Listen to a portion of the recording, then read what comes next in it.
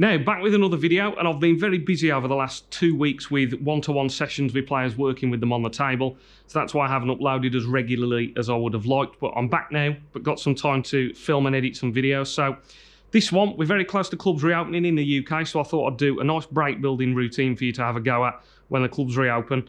What I've done with this is made a mark where these three reds are. So I've made a mark where this one is, this red, and this one using a little chalk pencil, but you can just use, like I always say, a bit of blob of chalk on the table, that's fine. And each time I pop one of these reds, I'm going to put the red back after I've potted the colour, and we'll just keep potting as many reds and colours as we can around this area. So incredibly good for your control around this area, so try and stay down on each shot.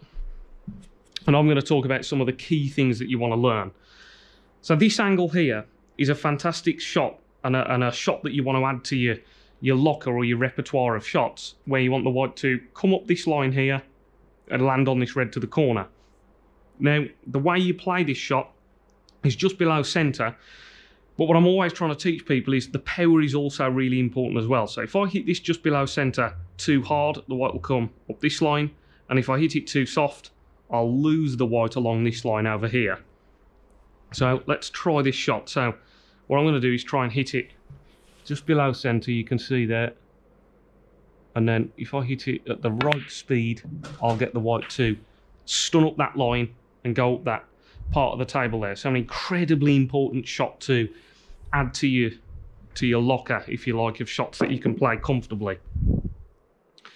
So we're on this red now, and I can play a little stun shot down for the black now. So the white's going to stun down if I hit just below centre.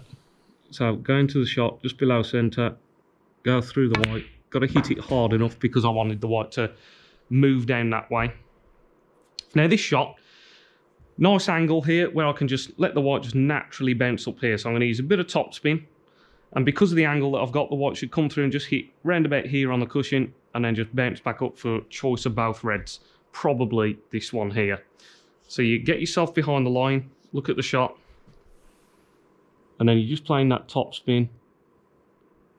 Stay down on your shot to make sure that you're watching where the white's going, and the black, most importantly.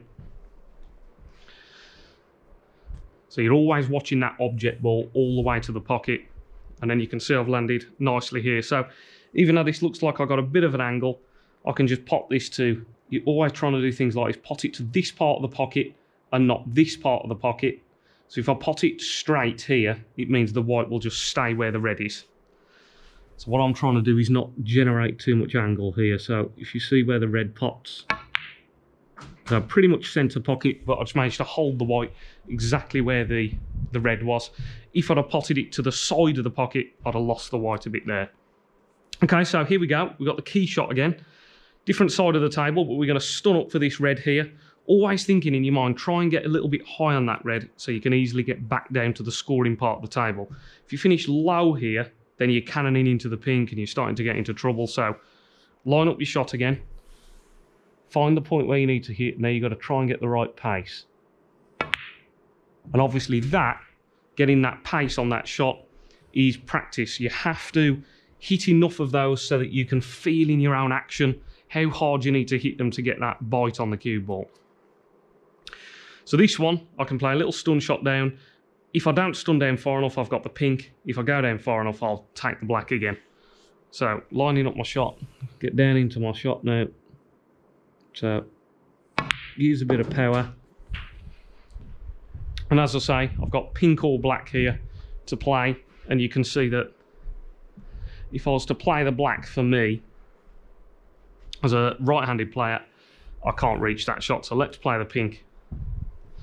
And what we're going to do is a little holding shot again. So if I pop the pink and almost get the white to take its natural stun line. So if the line to the pocket is here, like this, the white will come off at 90 degrees if I play stun, which is over there like that, which is going to be absolutely ideal for getting on the red that's going to be re-spotted by the pink. So line up your shot.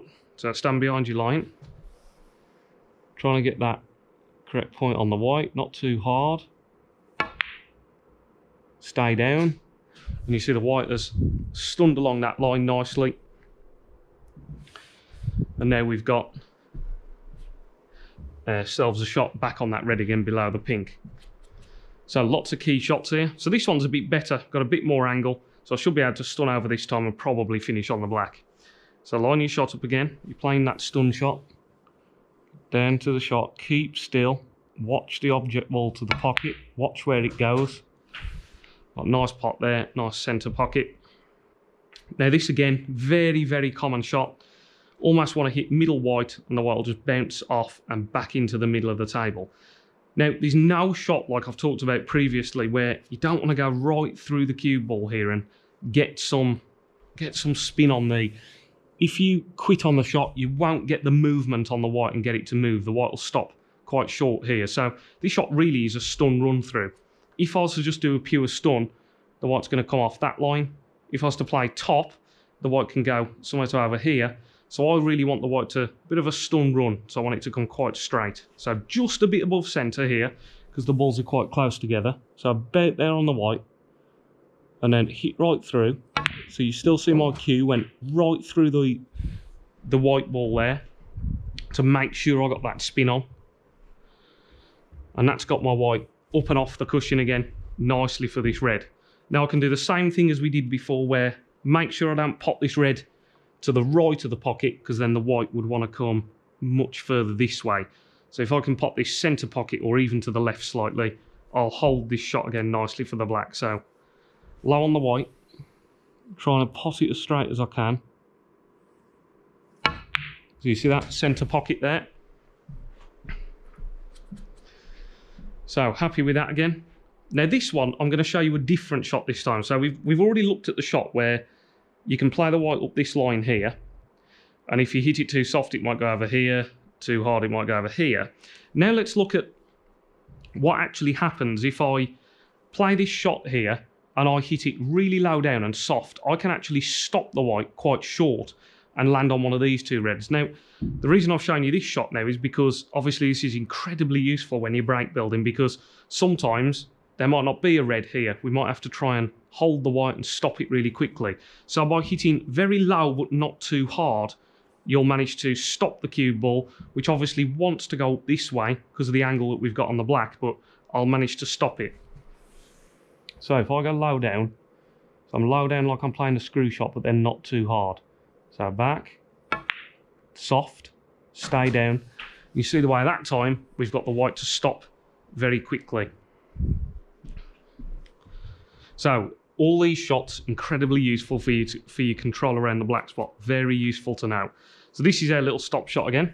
So just trying to stop the white where they're ready. So right through the white. So you see the amount of follow through my cue there, right through. That follow through does not mean power. It just means that you've gone through the cue ball. So let's have a look at this again. Let's play a little stop shot. So nice and low on the white. Watch the follow through with the cue again. So back. See the way I've still gone through with my cue. So it's very important that you do accelerate through the white, even though we're not hitting very hard. Always should be accelerating. So let's have a look which red we've landed on better. So this red here now. So let's play this red because this is a good one to look at. If I pop this red and just play pure topspin, the white's going to hit about here and then it might run away to the side cushion a bit too much over here. So what I always do with these is I'll play a little bit of right hand side so that when it hits here, instead of going over here, it will check the white up and it will keep it this way because the white is spinning because of that right hand side. Now, because it's right hand side and it's fighting against where the white wants to go, which is over here, you've got to hit it a bit firmer to make sure that it slows down and brings the white back over this way. Because like I say, because it's fighting against the natural path of the white, the right hand side will slow the white down, but if we hit it a bit harder, we'll make sure we get the white up into open play again. So, playing the shot, a little bit of right look, and then a bit firmer than I normally would, and you see there, the right hand side slowed the white down, but also we've made a big difference there. We've got the white really close to the black, as opposed to here, where we might be bridging off the cushion. So, happy with that shot. Let's play a little drifting shot back up for the pink over there. So this is, like we talked about, all about your power, a bit below centre, and then get your power right. So, nice shot again. drifted up nicely.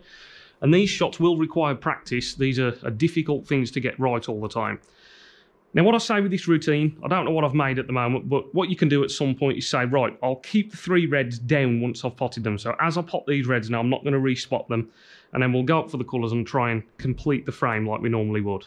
So let's roll through for the black on this one. So just about centre ball, don't need any extra help here, just nice and soft.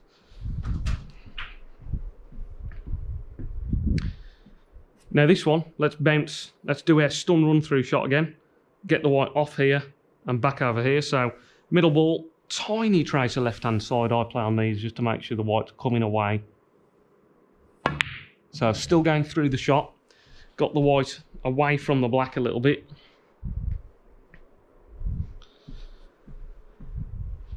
Okay, so now we can see the angle on this shot, and I've actually got a choice here of either screwing to here or letting the white bounce on and off the cushion.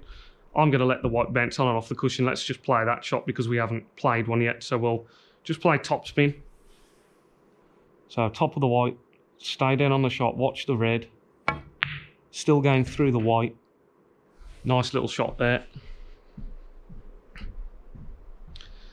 And now this is a good shot because we're going to need to screw the white back here. So we could screw back here to about here, and I'll probably have a shot on that black. But to take the risk of snookering myself, I'm going to screw back on and off the cushion here. Just get the white back somewhere over here for this red. So I think I can just get my hand on the table. Yep. So nice and low on the white. And then get right through it, try and keep still.